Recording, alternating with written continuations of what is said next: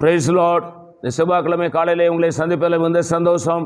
இந்த நாளுடைய ஆசீர்வாதத்துக்கு ஒரு வேத பகுதி வாசிப்போம். அது சங்கீதங்களின் புஸ்தகம் 6ஆம் அதிகாரம் 9ஆம் வசனம். கர்த்தர் என் விண்ணப்பத்தை கேட்டார், கர்த்தர் என் ஜெபத்தை ஏற்றுக்கொள்வார். சங்கீதக்காரனாகிய தாவீது சொல்றாரு, கர்த்தர் என் விண்ணப்பத்தை கேட்டார், என் ஜெபத்தை ஏற்றுக்கொள்வார்.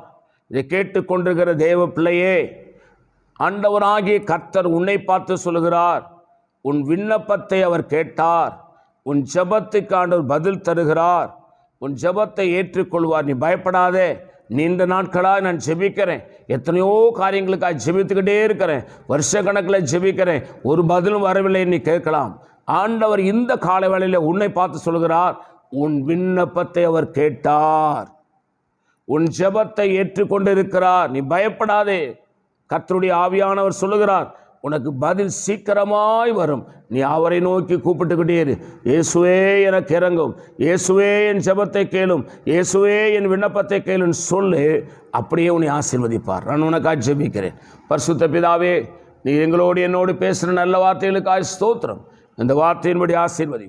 இயேசு நாமத்தில் வேண்டிக் கொள்கிறோம் பிதாவே, ஆமேன். God bless you. கர்த்தர் உங்களை ஆசீர்வதிப்பாராக.